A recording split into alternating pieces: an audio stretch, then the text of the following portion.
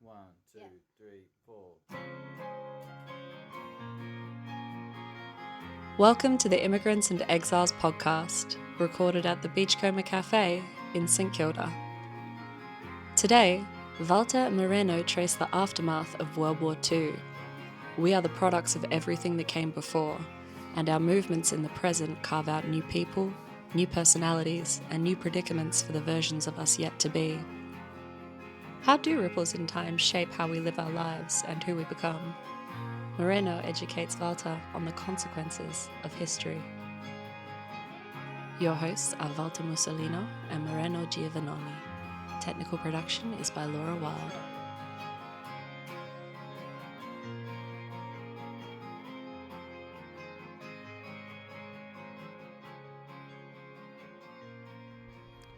So we're at the Beachcomber on a beautiful sunny day.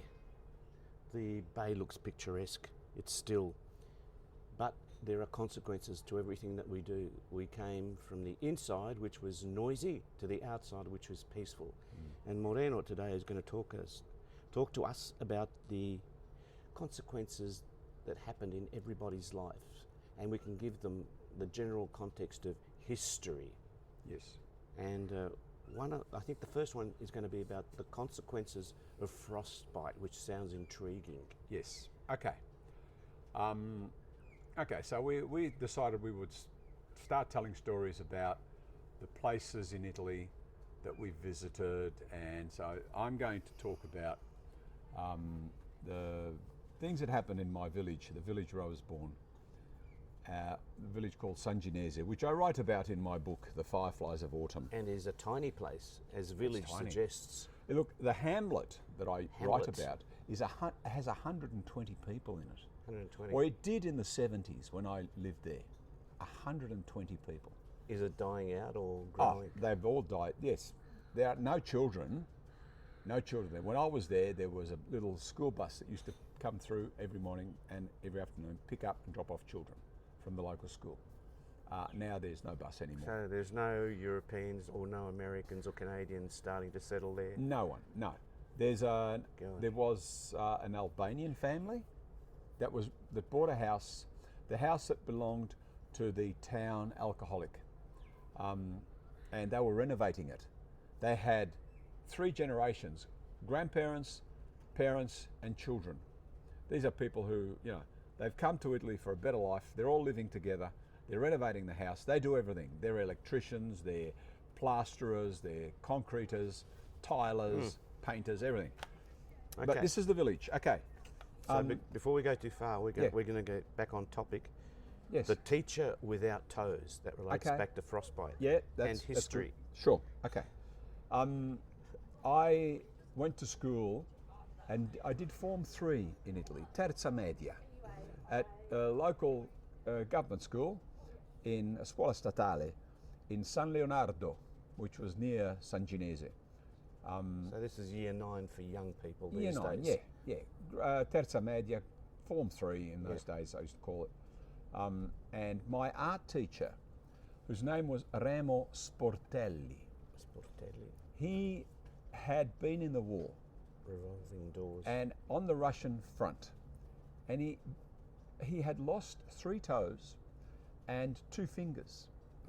And not misplaced. No, from frostbite. They just They dropped had off to or cut them off. They had to cut them off because Oh, they yuck. had, there's this necrotic thing that happens Right, when... they go black and you get blood poisoning. That's right. Ugh.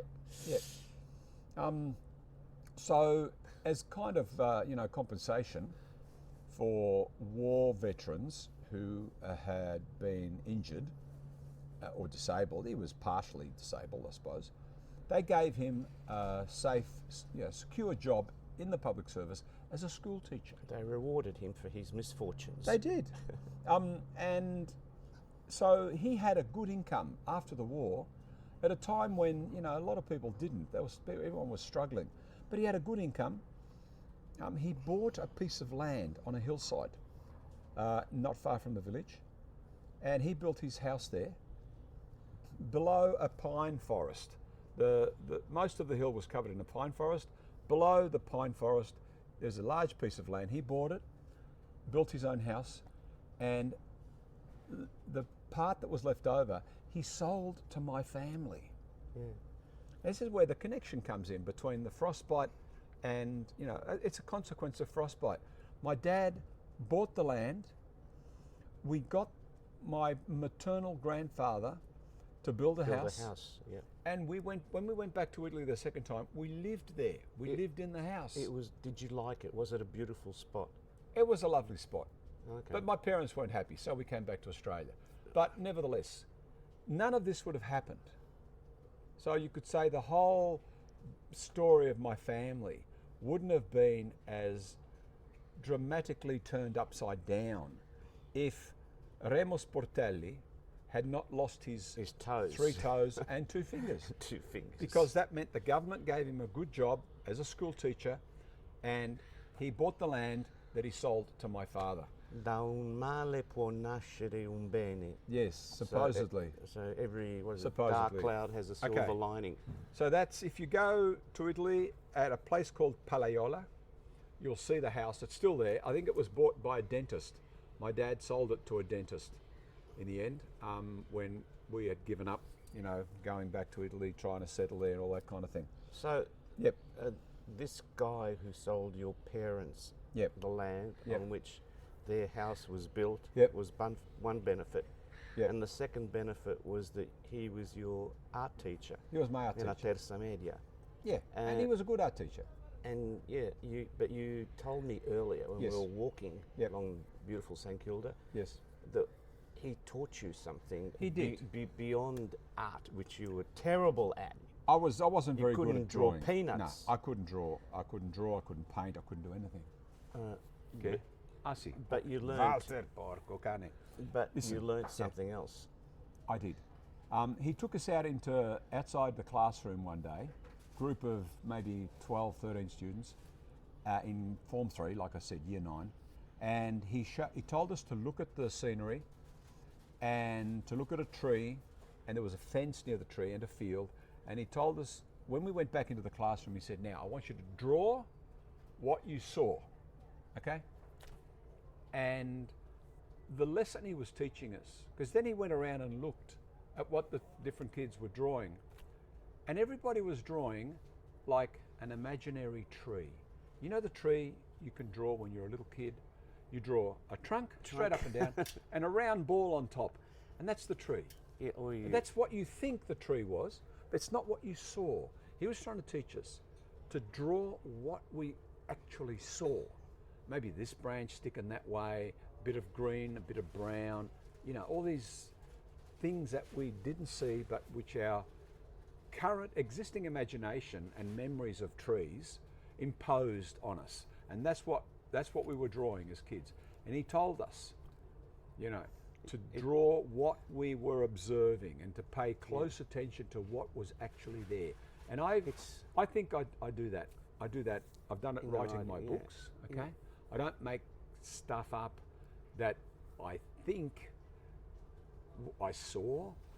Look, I do make things up, but I try to be very realistic about what was actually there and what actually happened. It's the nature of art. Yes. It's the forensic nature of art. Yeah. It's a science. Yes. You have to analyse and be very specific and Yes. thoughtful. Yes. And it makes me think, Yeah. moving laterally for a moment, of method acting. Yes. Where an actor has to so immerse himself in Yep. the character that Yep. even when there's a break from the acting, Yes. he keeps talking with that strange accent, which is not his. It may Yeah, be yeah. an English actor speaking Yes. with an American one, or vice Yes. versa. Yes. And he has the same attitudes that his character has. So Yes. sometimes the other actors say, we don't talk to him when we're having No. lunch because he starts to get irritable because his character is an irritating Yeah. character. So Yes. good. So it was yeah, a good 'cause- lesson. Yeah, Anyway, I it was was a good thinking because lesson. pine trees too. If you Yeah. ask a kid to draw a pine tree and they look at it, Yeah. they do the trunk, and Yeah. then they'll do what look like a series of skirts That's going right, coming down. Yep. But yep. and it's time consuming. Yes. Being a It thinker is. is time It is. consuming. It is. It's a lot easier to just draw a pretend trunk with a big ball on top, and that's the tree, and some scribbly little green things for grass. You know. And yet, if you that put kind some of thing. colours through the ball, it could be Yeah. a lollipop. That's right. So, So anyway, that was Remo Sportelli and the consequences of frostbite. Then another thing that happened This is during the war. This is an interesting one. This is about Georgia. Georgia. Georgia. What can I say? A new sex worker is born. That's right. A star Yes. is born. Now, in those days, there was a saying about A flower bloomed in the midst of the war, the yes, rubble. well, not quite, Walter, not quite. But my dad used to say this, he'd recite this saying about Sanginese. He'd say, ci sono più puttane a Sanginese che pecore in Maremma. Yes, and There are more sheep in the Maremma. Sorry, there are more whores in Sanginese. Whores is the old-fashioned word for sex workers. I'm trying to beep it out. That's right. Sex workers are, people used to say whores, and puttane. There are more whores in Sanginese than sheep in Maremma. Maremma is a wild, undeveloped part of Tuscany where you have huge flocks of sheep and herds of cattle. Great sheepdogs. Cattle. And the great sheepdog. That are prized all over the I world. Maremmani, the dog. Big dog, very good sheepdogs. And Georgia, in order to support her family, became a sex worker. Okay, Yeah. and everybody knew how much she charged. So it's She developed a reputation all around the village and the neighbouring villages. And just to give you an idea of the price that she charged, okay, the fee. But you know what? Yeah, she charged. What? But this is like a sex worker who became a saint because of her Of course. of Yeah. her work, Yes. not Yes. to be condemned. Look, she charged, she wanted enough money to pay for 2 kilos of cornmeal so she could make polenta. She had 7 children and a husband and herself to feed, okay? Oh my God, the husband With- didn't work. He sold pigs. Yeah. He was a pig merchant, like a mediator, I suppose, a middleman. How many pigs? But didn't make enough money. Yeah, how didn't many make enough pigs money. could possibly sell? But for 2 kilos of cornmeal, Mm. which cost 2.4 lire, okay? I got these prices from my dad. Yeah. A visit to a brothel would cost 5, so she's much cheaper. A packet of cigarettes cost 1 lire. A day's labouring in the fields was paid 5 lire.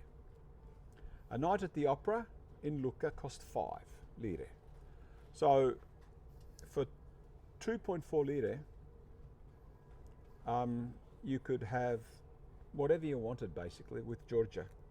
God. And she did it to feed her family of 7 children, and her and her husband. Her husband was called, I called him Large Joseph in the book. Giorgione. Giuseppe. Joseph, Giuseppone, Joseph, maybe. yeah. Giuseppone, I don't Giuseppone. know, something like that. He was a gentle-natured soul. Peppinone. Yeah. Bo- So that was Georgia. I don't know. Nobody. I talked to other people about this when I was writing the book, and after I'd gone back to Italy a few times, no one remembered her. And No was one there- could remember her, and maybe they all lied. The men especially. Of course, they would have been lied implicated in That's right. in moral crimes. That's right, because the poor woman was just trying to support her family. And you didn't catch up know. with any of the progeny, No, the no. descendants. There were rumours. There were always rumours that not all the children belonged to Big John. Joseph. Joe. Large Big Joseph. Joe. Large Joseph. Because occasionally there'd be one that didn't look like him, that kind of thing. And any Yeah. reports about how the village responded to her? No, nothing like So that. everything They just was- knew that she was a it was- puttana, and that was it. Okay, It was discreet. that was it. Yeah, you So- could look, and she was happy to go anywhere, in a stable, in a field, didn't matter. Servicing all areas. All areas. That's right. That's right. So this is the war. Okay, it's the consequences of frostbite, the Russian front, the war produced Georgia. Could I ask you? Yeah. What sounds like an irrelevant question. Do you know what she did before the war? No, she would have been a contadina. Contadina. Okay, that would have been normal. So She worked learned- in the fields. Ironically, she learned a profession, Yeah, the yeah. oldest profession in That's the. right. Yep. Okay. Look, then another thing that happened during the war, leading up to it, my grandfather Bucchione did not want to serve in the army. he was not a fan of Mussolini. My grandfather Boccione was a communist. A lot of communists in Tuscany. Yeah. My uncle Paolo, who died a couple of years ago now, to whom I dedicated my second book, The Immigrants, he was also a communist. So they're communists. Boccione refused to serve in Mussolini's army. Did he end up in jail? Well, I'm telling you the story now, okay, what happened. So he kept writing, he got doctors to write letters to the military recruitment office saying that he couldn't serve because he wasn't well. And then he was told that 2 military police and a doctor would be visiting him in the village. They gave him a time. He spent the week before they arrived, he just drank wine glass after wine glass, flasks of wine. He stayed drunk for about a week, didn't shave his beard, and drank strong black coffee. Okay. And then when they arrived, he was hiding under the bed. He was hiding under the bed. His sister showed them upstairs, the police, the military police and the doctor. His sister Gemma took them upstairs into the bedroom and said, "There's my brother under the bed. I don't know what's wrong with him." He kind of dragged himself out and they looked at him. His heart was racing. He was bleary-eyed. He had a, stubbly, scruffy beard. He looked terrible, bloodshot eyes. This is from all the wine. What a fantastic actor. Necessity is the mother of invention. Absolutely. Yeah, and that's method acting. well, it is. There you go. There you go. And so they went away and they excused him from having to do military service. But what he did do, later on, he got a job as a security guard at a military aircraft manufacturing plant in Pontedera, where they made the Vespa. This is where the Vespa was built. Everybody knows what a Vespa is. And as a security guard, but during the war, it was building military aircraft. And the work of a security guard was considered equivalent, okay, to doing military service. So that's where he spent the war, as a security guard in the Pontedera military aircraft manufacturing plant. So that's war, where he was. One of the consequences in this case was that it gave him a profession as well. Gave him a job, a safe job. Was he a contadino as well? Yeah, of course, everyone's contadino here. They're all contadini. And that's what my dad was when he came to Australia. No, your dad. Well, I always thought of your that's dad what he was. Basically, he was a contadino, and he was a good one too. He was an excellent one. As a sort of failed gentleman. He was a gentleman, yes, but he wasn't. He didn't have a title. The social trimmings, or the riches of a gentleman, but he had the modalities. He had the way of thinking of a philosopher, and he carried himself like a man of the world. Yes, not to say a bit of a gigolo too. You're listening to the Immigrants and Exiles podcast. The song you're hearing now is Why Bother by Davide and Walter Musolino of the Man City Sirens.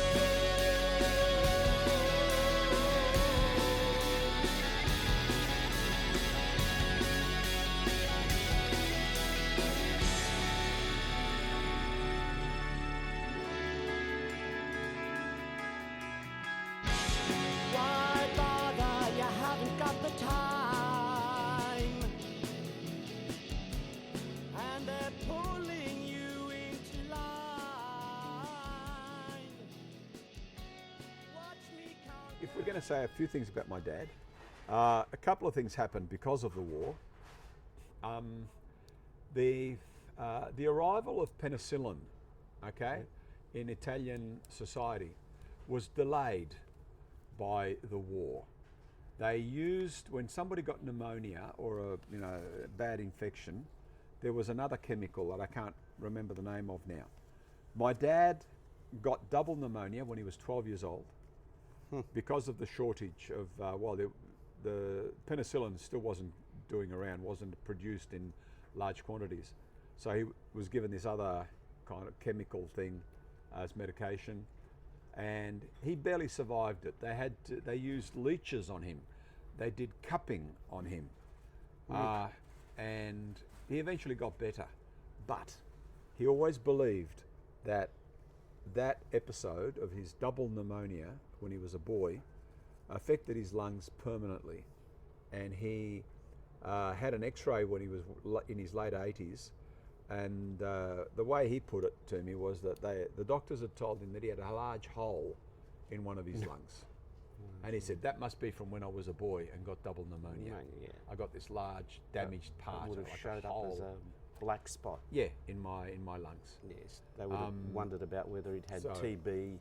That's right. I had an uncle like that, one of my father's brothers, who spent 17 years trying to come to Australia, and they kept rejecting him because he had a black spot on his lung, and they considered it could be an infectious disease. So he lived for those 17 years at Ventimiglia, which is just a few kilometres away from the French border. That's right. In Genova. Yeah. And it was, my dad wrote to Harold Holt, who was Minister of Immigration, and he personally intervened to ensure that my uncle Mario would come out to Australia. And did he come? And he did. He did. And none of us caught TB or anything like that. He did. Okay. And he was. It wasn't Snedden, was it? No, it was Harold Holt. Because Snedden was somehow based in Italy, helping the migration was he? Of Italian migrants. Yeah. Maybe he was a consul in Sicily or something. I don't know. Yes, my dad had a letter from Harold Holt too. Okay. Saying that they were going to facilitate this man's arrival. Yep. Anyway, that was my dad and his lungs during the war.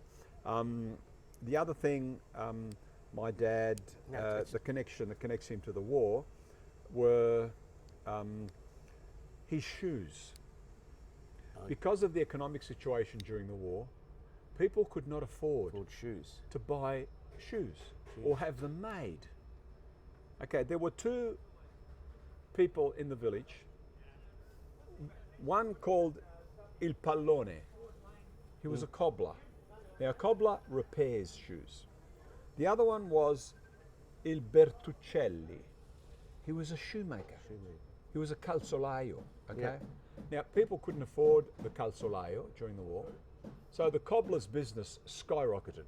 He was, he was doing very well during the war. That's another consequence of the war. And my dad, though I don't know how he did it, it would have been after the war. He managed to get Il Bertuccelli to make him a pair of shoes, but this was after the war. He brought them to Australia, and he had these two-tone shoes made by Il Bertuccelli, who's one of the best, shoemakers in the district. I told you, your dad had a gentleman's tastes. Well, if he'd only had a bit more money, yeah, he would have been a real. Look, he needed but some networking would have helped, and a better knowledge of the English language, I think. Yeah, but it's still that constant, because I was just thinking of, while you were talking, a mind works bilaterally, multilaterally, I don't know. Yeah, in other words, you're not listening really, you're just going off on your own tangent. I know, but when you're dealing with older people, you just sit there and nod a lot. You nod a lot. Because they're using their memory. They're just talking. John Wick talks about consequence. John Wick. Yeah, John Wick or John Wicks? Wick. John Wick. The movie star person. Okay, Keanu Reeves. Whatever. Keanu Reeves, yeah. Yeah, he always talks about... I don't like his films, okay. I love them. Yeah, I love okay. them. I love the consequences statement. Yeah. And what life is this series of concatenations. Yep. One thing provokes another thing, another thing, and it's not all about free will. Yep. In fact, a lot of the time I don't think free will has anything to do with it. You're just free to accept what happens to you or not. And then something else will happen as a result of that. Yeah. And it's all prepared before you choose. Yes. And you're just making choices after the menu is presented to you. Well, look, I do say in the book, I would argue that these things are caused. There's causation here. Absolutely, right? yeah. Whereas other people would say they're just things that happened at the same time. They're not necessarily caused by the frostbite of the teacher who taught me, at school. He bought the land. He sold my father the land to build a house, so we came back to Italy, right? Is that a cause, or it's just an accidental thing that happened? Well, they're not contemporaneous. They're not. Yeah. But and There I is argue causality. these are the causes. These are the consequences of frostbite. And here's another one. Because of the war, you got the Russian front, everything that happened there.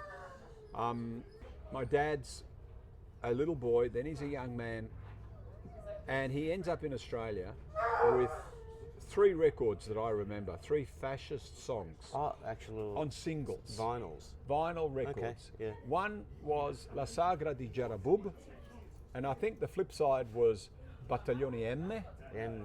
Battaglioni della Morte. I love that. And then there was Faccetta Nera, Yeah. Bella Bissina, Aspetta, spera che Che l'ora l'ora s'avvicina. s'avvicina. That's right. Quando saremo He vicino learnt a the te. songs, he loved playing them. Yeah. I never thought of him as a fascist or anything, but, and the thing that comes out of the songs, the hatred of the English too. Because Che of Dio what, stramaledica gli inglesi. that's right. And because of what the English had done to Italy, they had banned the importation of Italian agricultural produce into what was it? Was it the UK, Britain, whatever? The Italians hated the English for that, as well as other things, I suppose, because the English tried to put pressure on Italy for what Italy was doing in northern Africa, invading countries, and and there was I'll read a little limerick, a little rhyme Can that I my say father. something while you're Yeah, looking go for on. that? No, I won't look it up. Go on, say it. FDR, Franklin Delano Roosevelt, Yeah. before Japan came into the war, provoked them, Yep. it is said by some historians, by choking off the supplies of raw, the steel. Okay. So that they couldn't build an empire Yes. that would compete. Yep. Not militarily necessarily, Yeah, but yeah, wouldn't yeah, compete with yeah, the United yeah. States. Iron ore or something. Yeah, iron okay. ore, that's right. Yeah, Yeah, yeah. and so they felt compelled for that reason to take on America. Yes. When they were really interested in trying to dominate the Asian sphere.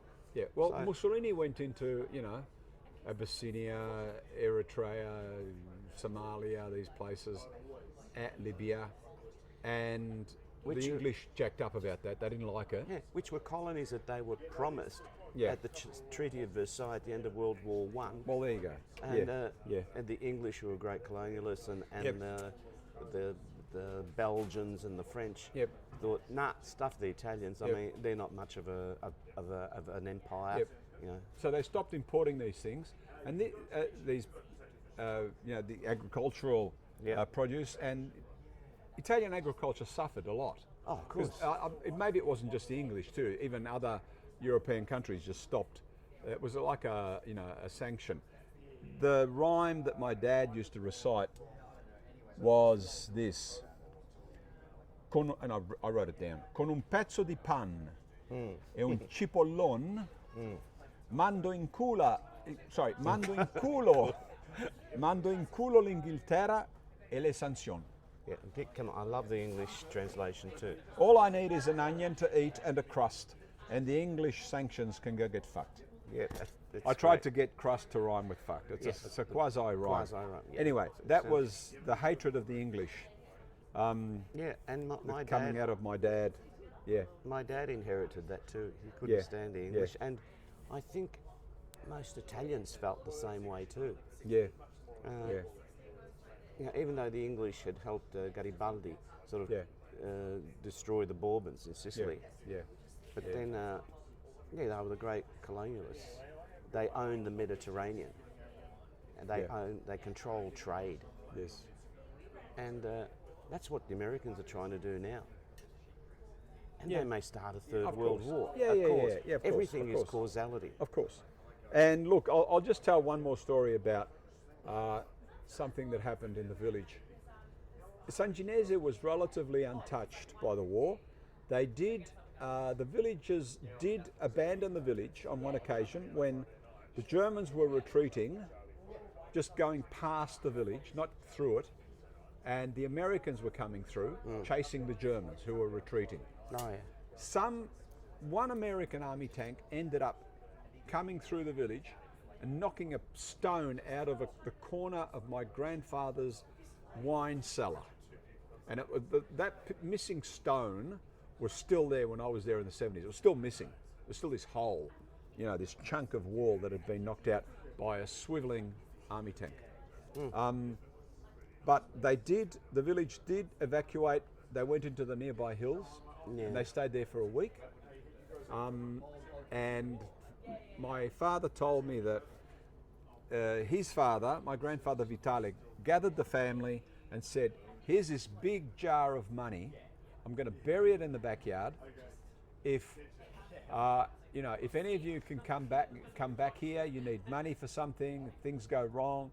This is where there's a lot of money buried in the garden at the back in this great big jar." And then they went to the hills in like pairs, rather than the whole family leaving together. They went off in pairs or individually, thinking, well, if one of us gets killed, then the others are still alive to look after the house, the cows, whatever, that kind of thing. So that's one thing that happened. And they weren't stopped from doing that. No, because there was no focus on them. If anyone was going to get hurt, it would be an accidental, a stray shell or a bombing that went wrong or something, because they weren't being deliberately bombed. One stray bomb fell on a house where a good friend of my father's lived. The bomb blew off his legs and his private parts, and he died later that day. They tried giving him wine to replace the blood he was losing. He was losing a lot of blood. Yeah, similar colour, but not the same function. And anyway, but it didn't work. So his friend died from that accidental bombing of one of the houses. But the last thing I'll mention was that there was a lot of bombing going on in Livorno, where you were almost married, Walter. Oh well, I could have been married. If I'd gone to the little cute blondes. That's right. Yes. Lunch on a Sunday with her parents. But you didn't go. No, so you missed out. I had a fiance waiting for me here. That's right. So you had a choice, didn't you? Yes, that's right. Yeah. Two birds in the bush, but you can only eat one. That's right. And the Livorno is where the leghorn chickens come from. The Livornese. That's it. No chicken. That's it. Big white chooks, big fat chooks. They're the Livornese. But all the people from Livorno were scattering into the surrounding countryside. A lot of them came to Sanginese, and people put them up in stables and spare rooms, in attics and so on. So for a good few months, until the war passed, the village was full of outsiders, refugees from other parts of Italy, and especially from Livorno. So we think about, Australia as a country that accepts refugees. Well, Sanginese was a village that accepted refugees as well. Sanctuary towns. Oh, Jesus, please. You reckon Trump has heard about Sanginese? Oh, yeah, he's targeting it. Oh, he's targeting it. That's right. Cleaning out all the humanitarians. That's right. Look, there was one other interesting thing I thought.